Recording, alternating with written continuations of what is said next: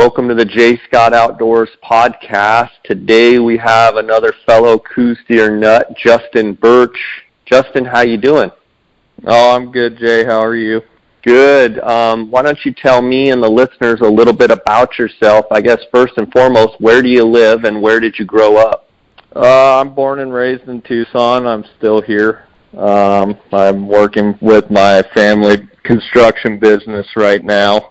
And I'm in the hiring process for the Tucson Police Department. So we'll see where that takes me. But yeah, Tucson.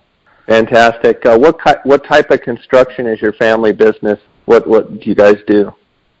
We do high-end custom homes, like Santa Fe style. So a lot of plaster walls and vigas in the ceiling, lots of detail.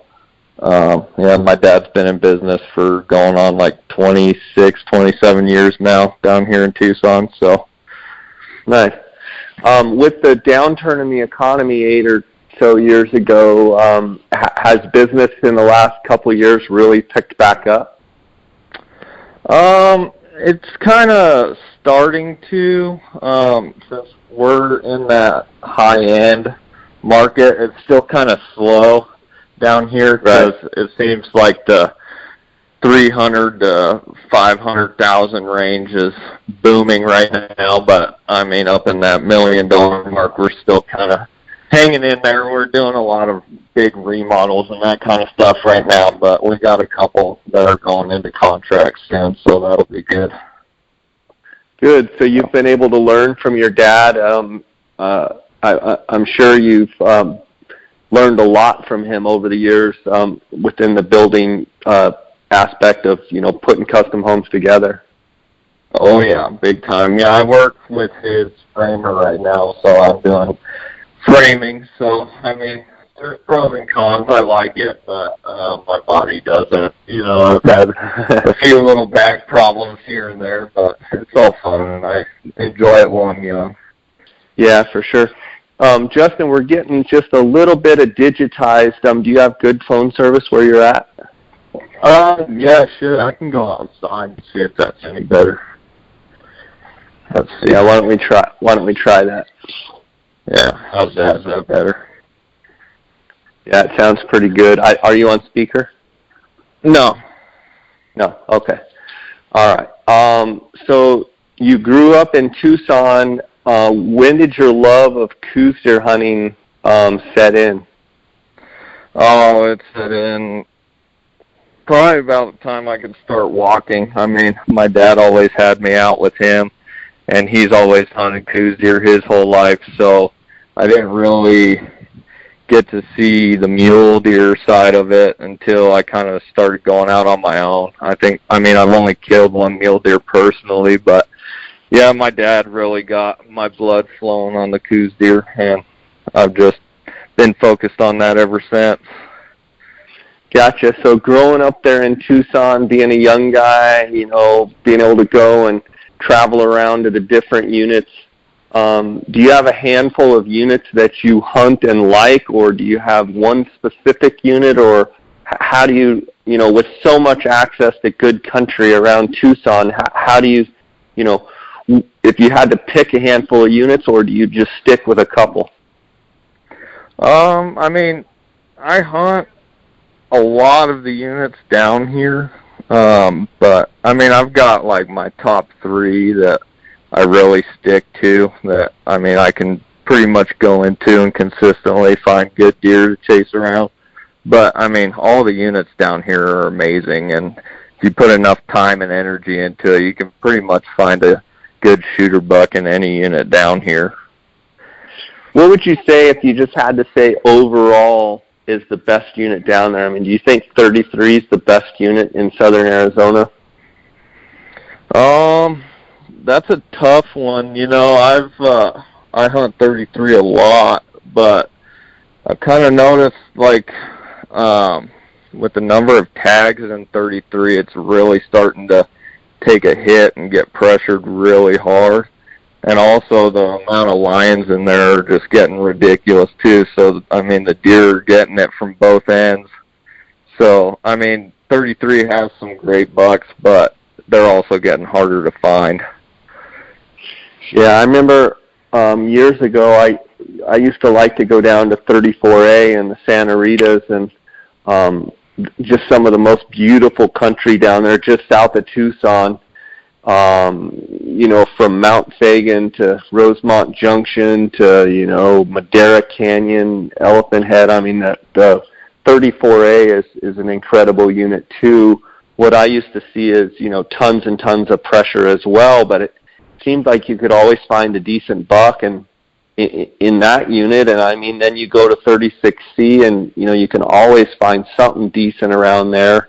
And, then the 35s units, I mean, that's one thing about you guys that grow up there in Tucson. There's so many different places that you can go with, within an hour drive. It's pretty awesome.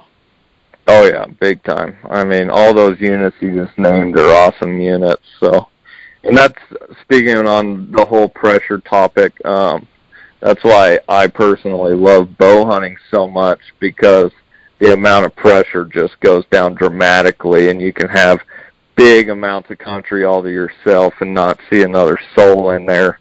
And then the rifle hunts kick off, and it seems like everybody and their brother comes on in there and get the deer all pushed around. So, yeah.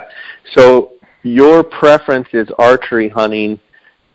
I know you just shot a really cool buck, drop time buck. I'll ask you about here in a minute on this last August season.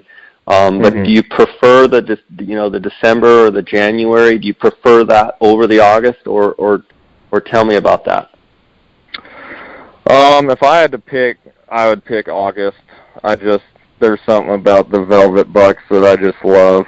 And the thing with August is it's so hot out. So if you can find your good buck right first thing in the morning and watch him bed, you're going to have a long time to work with him before he's going to get up and moving, because it's so hot out. Let's talk about that buck you just harvested in August, and walk us through a little bit on the process of hunting them. Did you know about him? Did he just show up? And kind of how it all went down. So, I had never seen that deer before. I'd never seen anything like him in that spot before. I've hunted that spot for probably going on 10 years now, running cameras, glassing it all the time, hunting in there. And I've never seen a buck with those kind of genetics or anything. So, I was just up glassing one afternoon. I got back from my polygraph for the Tucson Police Department, and I ran up and started glassing. And I glassed him up, and when I first saw him, I couldn't see that drop because it's kind of in line with his main beam on that one side, and I was looking at his other side, so I was kind of watching him, seeing what he was. He has that one little, about 2-inch dropper on that side, and then he turns his head, and I see that other dropper, and I'm like, okay, now we're talking about something. So I watched him for a little bit and debated on it, whether I should try and move on him, because it was getting late already. And I just decided to go for it because I had a decent wind, and so I just did a big loop, because I've seen deer on the hill he was on before, so I kind of had a general idea of what he was going to do. They usually go over the one side and then feed down the other side of the face going west. So I skedaddled on around and got over on the west side, kind of just set up with a good wind and waited for him. And it started getting dark on me, so I just started really creeping slow east. And then I saw him down there, and I saw he was with another buck, and the other buck kind of spooked out a little bit. So, and he kind of ran down and then turned around and just stood there, and I drilled him at 73 yards, and that was it. So that's pretty neat. For you guys listening, you can check the show notes for the link, but Justin's the picture of this buck is on Justin's Instagram, and it's Justin S. Birch, Birch. And on his left main beam, kind of right by where his G1 is, off the main beam, kicking down. Looks like what, about a 7-8 inch dropper? Yeah, it's 6.5. 6.5. Yeah, he's got a dropper, and then on his right side, below his main beam, right kind of by the tip, it's got a little like an inch and a half dropper coming down. So were you just unbelievably stoked that you go from spotting that deer, making a stalk on him, and then you're taking pictures with him? Oh yeah, I mean, I guess it was just one of those things that was meant to be, because everything worked out perfect in my favor. So yeah, it was insane. I mean, there was 0 ground shrinkage when I walked up on him. So that's pretty neat. So you shot that buck in August. So the way Arizona works is you can hunt in August, but then you can't hunt rifle that same year. So technically you can't hunt until January 1st, right? So 2018, that will be the next time you can legally hunt for deer. Yep. Did you have a rifle tag in your pocket when you got this deer, or had you not drawn a tag? Yeah, me and my girlfriend had the same tag. So I had the first hunt for a rifle, but I love bow hunting so much, so I just get a rifle tag just to have another excuse to go hunting, but it's got to be a pretty big buck for me to get excited enough to shoot him with a rifle. So in other words, for the people listening, is you can actually draw a rifle tag, in October, November, December, whatever it may be in Arizona, but you are still entitled to hunt that August season with your bow, and that's what Justin did. But once you harvest a buck, you can only harvest 1 buck in the state of Arizona per calendar year. So in other words, he sacrificed his rifle tag in order to harvest this buck with your bow, correct? Yes, sir. So you kind of look at the August hunt as like a trophy hunt, because you've got the rifle hunt coming, and if you can get a good buck, great. And if not, you'll try and shoot probably that same buck with your rifle, or, a buck you're looking at with a rifle if you can't get them with your bow. Is that kind of how you approach it? Yeah, and that's a lot of you generally usually put in for that first rifle hunt there in August, because the deer typically are pretty patternable. So you mean the rifle hunt, and you put in for the rifle hunt in October? That's what you mean, right? Yeah, that's what I meant. Sorry about that. Yeah, the October. So they're typically pretty patternable. So a lot of times I can find some good deer in August, and if I can't capitalize with my bow, and there's one buck that's really got my interest piqued, and I'd be willing to shoot him with a rifle. Generally speaking, he'll be pretty much within the same canyon or the next canyon right next to that canyon in the first October hunt before they start feeling all the pressure. Okay, so if you had to pinpoint when your best time to scout is, like, do you put it in August, or do you actually like scouting during the rut and then seeing if you can find them again in August, hunt them in August? If you don't get them in August, then you put in for those units in southern Arizona October hunts that are generally almost 100% draw, and then you hunt them with a rifle. That's a tough one. I don't like scouting during the rut, because from what I've noticed, those bucks move a lot. I mean, I've seen a buck move 3-4 miles during the rut from where I've seen them in the earlier seasons. So typically I'll start doing I generally scout all year round, but the majority of my scouting, because I really like the early season hunts, I'll start in July, really, really scouting hard, and I'll scout all the way to opening day. So. Okay, and do you run trail cameras? I do, but not like religiously.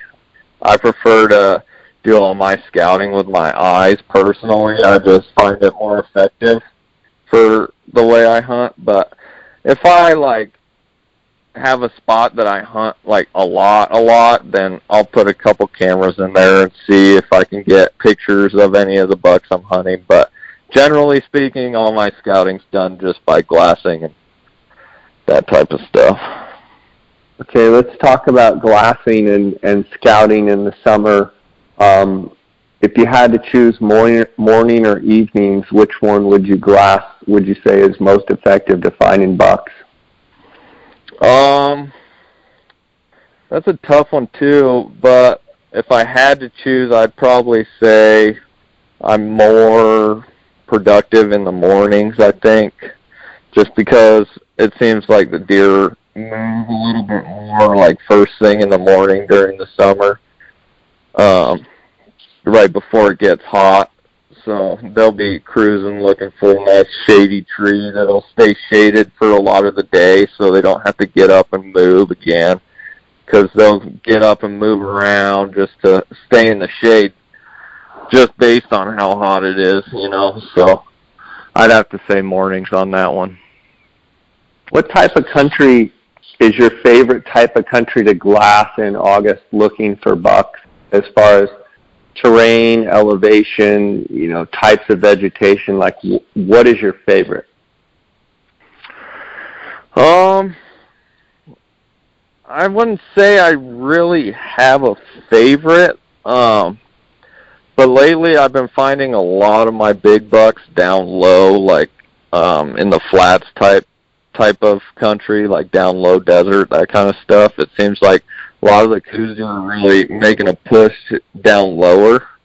I mean, generally speaking, the most popular range for Coues deer is that 4,000 to 6,000 feet range, where it's like grassy type oak, juniper type habitat, and I find a lot of good deer up there too during the summer. But just lately, I've been finding a lot of good bucks down low, so I've been kind of sticking more towards that kind of habitat.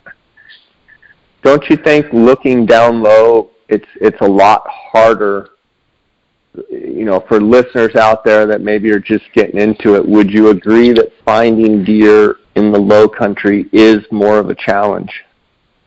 Oh yeah, I mean, it's definitely more of a challenge because, I mean, the biggest thing is that I've seen is the deer numbers just aren't there down lower as they are in, say, that 4,000 to 6,000 range. But because I mean, some of my spots out here down low, I mean, I can go 2-3 days without seeing a single deer. But usually, when I do finally find a buck in there, it's usually a good one. So yeah, that makes it hard, and it kind of makes it discouraging in a way because you're not seeing the numbers of deer. And for a lot of people, I mean, seeing deer every day is something that makes it more fun.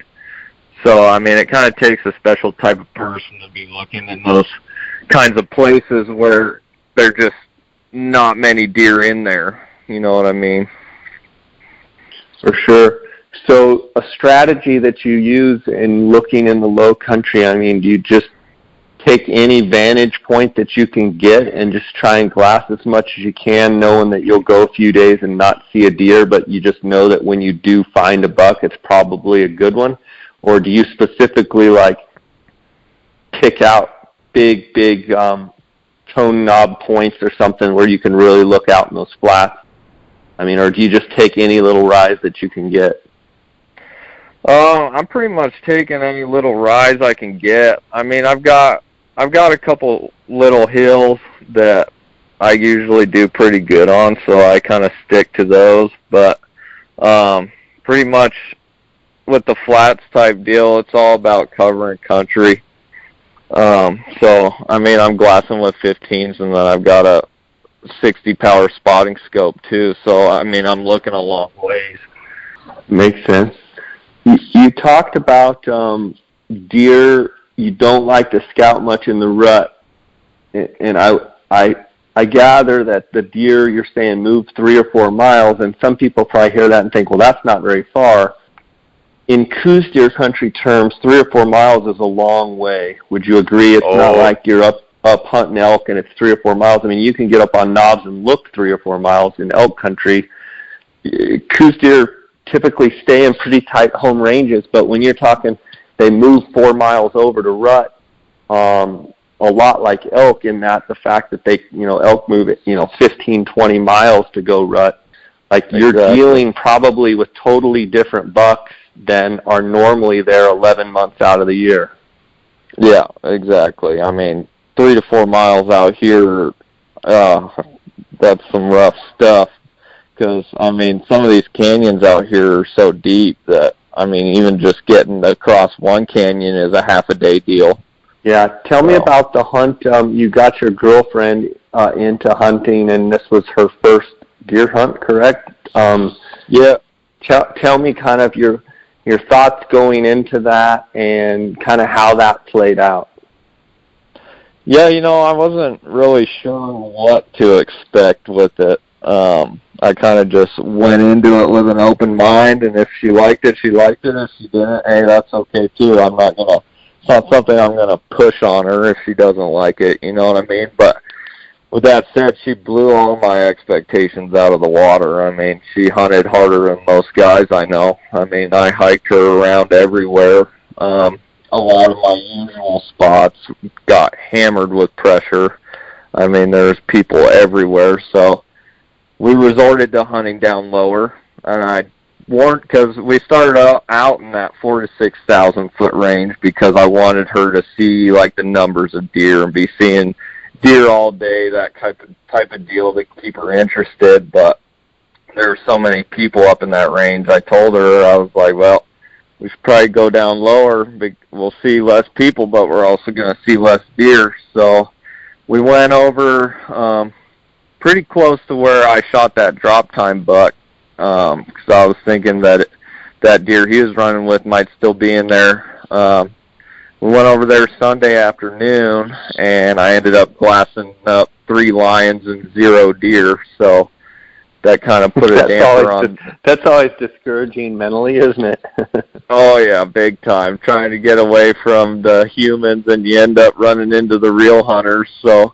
But she had fun watching them for a while. So, and then the next morning we went over and we had that buck that she shot at 240 yards the next morning in a different spot.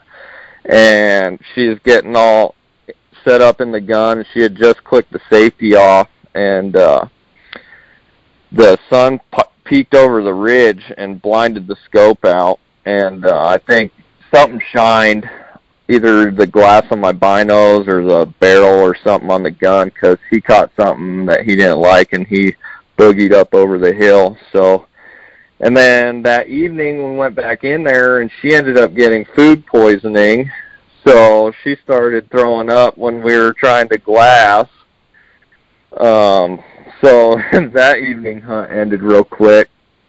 And then... So she's throwing up all that night, so we didn't go out the next morning, and then the following evening we went out and glassed up that buck, and she drilled him at 280 yards, and she got bit by the Coues bug, that's for sure. That's fantastic. The photo on your Instagram with that beautiful sunset in the back, that's a outstanding photo. Did you just take it and that's how it turned out, or did you do anything special to get that photo?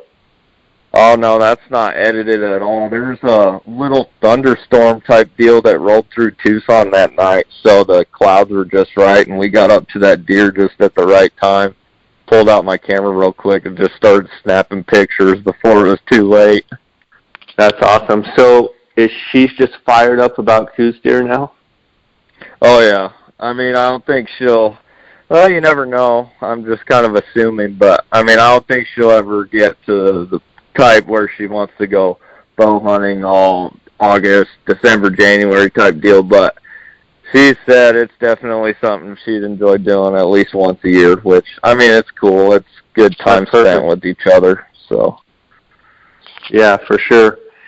For sure. So do you have any other Coues deer hunts coming up here, or with the police academy deal, is that kind of going to keep you closer to home?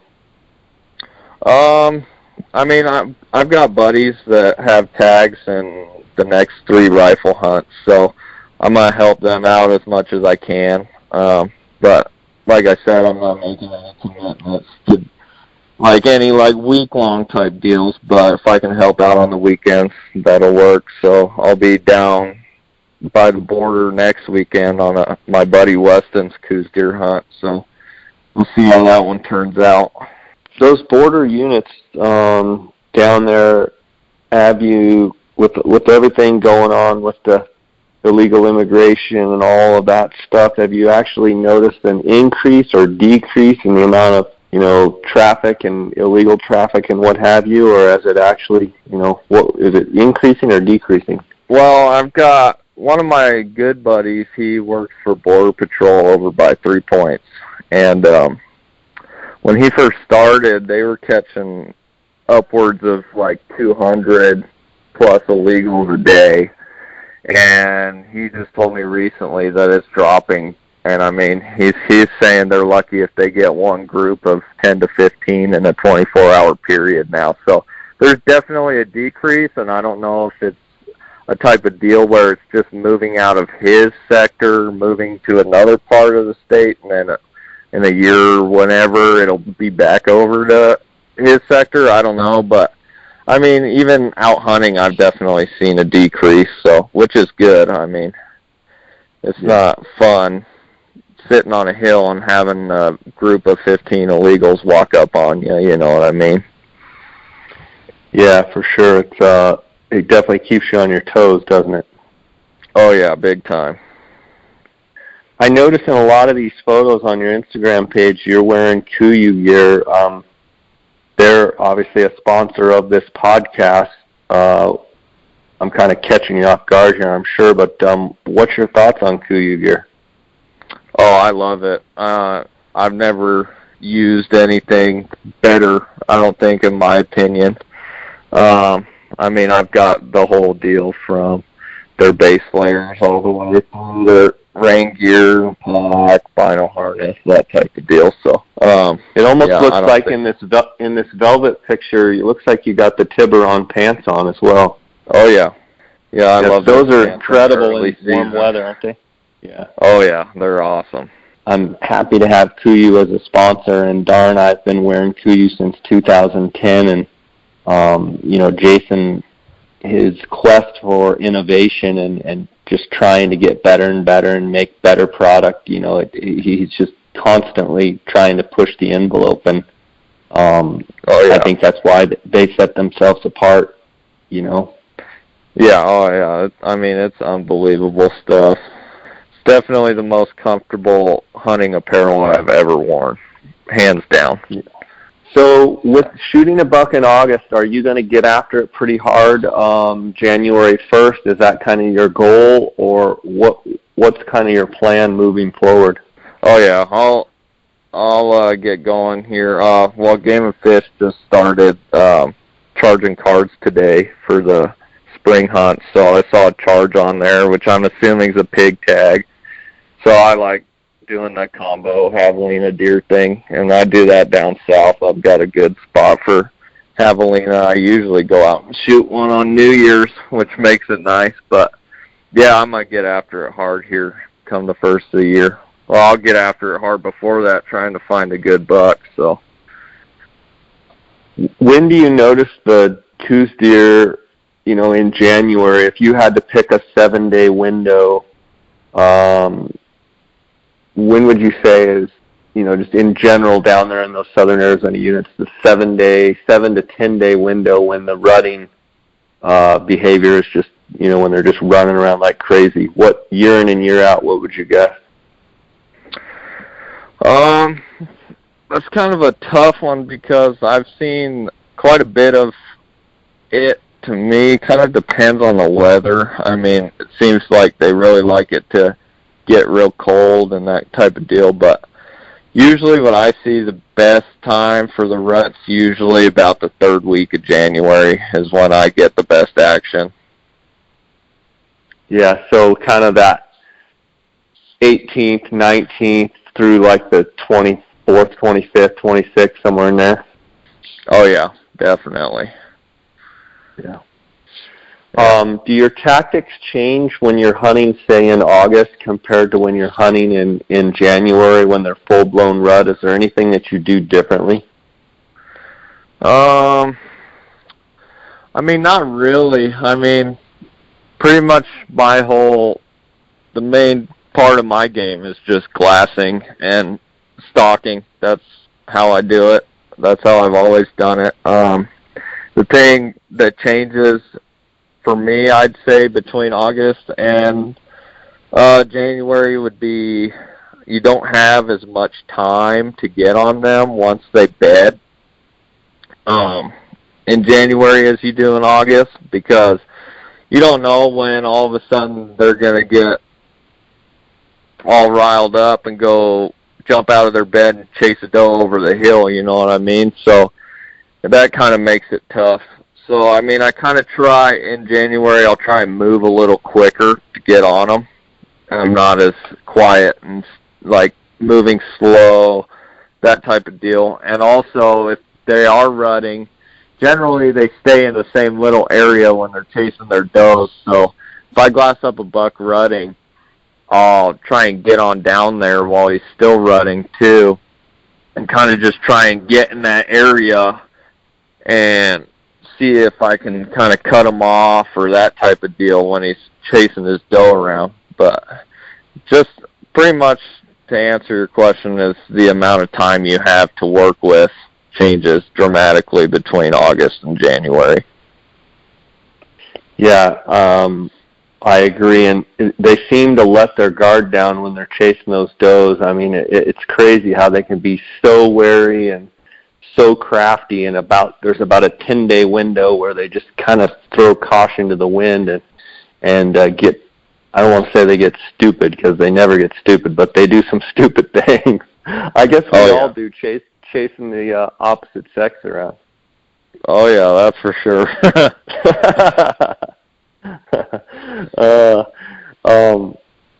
So being a Coues deer nut down there, I mean, obviously there's desert muleys running around too. Have you gotten a bug at all, or have you gotten to where you like chasing those desert muleys when they're rutting as well? I mean, no, not really. I've just been bit by that Coues deer bug so hard that I don't know if anything will ever get rid of it. You know, I've killed one mule deer with my bow, and that was in 2013, I think. I decided that January that I wanted to shoot a mule deer this year, so that's what I did. And I think it took me 6 or 7 days, and I was done. And I was like, well, you know, I think the thing with Coues deer for me is just how humbling they are to hunt. You know what I mean? Because it's like they have a sixth sense. I mean, everything on your stock can be right. You can get in there on them. You can be sitting 40 yards from them while they're bedded down. Everything's perfect. The wind's right, everything. They're looking the other way, and then all of a sudden they just jump up, and you're like, what just happened? I mean, I didn't do anything wrong, you know. So I think for me, that's what makes it so fun, and so what makes me love it so much. Yeah, I feel the same way. They're just an unbelievable deer. I mean, from how pretty they are to how crafty they are. You know, it's just something about a big buck too, and a big Coues buck. You know, when you get over 100 inches, I mean, on their head, and then you know you start getting up in some of those bigger bucks too. It's crazy how big they look. You know, compared to their rack looks compared to their body. Oh yeah, definitely. And the character, talk a little too. Bit. Oh yeah, each rack has its own unique. Like there's hardly ever two bucks alike. You know. Yeah, especially when they do start getting over that 100-inch mark, when they start getting the palmation and the bladed eye guards and that kind of deal, they just start getting even prettier. Yeah. You talked about using 15 power optics. What optics are you using? I've got the Swarovski 56s. The Swarovski 15 powers? Yeah. Yep. Yeah, they're pretty hard to beat, aren't they? Oh, yeah, definitely. I haven't got the HDs yet, but they're coming here soon. Good. Good. Well, it's been great picking your brain today about Coues deer, and glad to finally have you on the podcast. And that velvet buck, that dropper, that's just a neat buck. Do you have that buck mounted yet? Not yet. I'm still trying to decide where I want to take him to. So, I mean, he's such a special buck. I want to make sure that it's definitely done right. You know what I mean? Because I'll be lucky to find another Coues deer with a 6.5-inch drop tine again. That's just, I mean, unheard of. So, yeah, for sure. Well, man, I really appreciate you coming on the podcast and sharing some of your stories and your knowledge with us. And I'll be watching on Instagram, just following along, and keep posting good stuff. And I'll be anxious to see if you get after them in January, if you're able to get another buck. And just appreciate you sharing with us here. Oh, yeah. I had a good time talking to you, so I hope we can do it again here soon. All right, buddy. Well, God bless you. And, one last thing. Are you a Wildcat fan? Oh, yeah. I'm sorry. We'll see if your Devils can stop Mr. Tate. Oh man, you guys are 6-2 and we're 4-4, and I'm a little frightened for the game on the 25th. But I've been busting your buddy Eric Forrest's chops about it. I tell him I don't care if ASU loses every game in the regular season as long as they beat the U of A. Hey, we'll see. It's coming soon, so should be a good game. Yeah, as long as it's a good game, it's fun to watch. I love the rivalry, so it's fun to jab back and forth with you guys. I got a bunch of friends here in the Valley that went to U of A, and it's a pretty fun rivalry. So, well, buddy, God bless you. I'll catch you later. Okay. All righty, sounds good.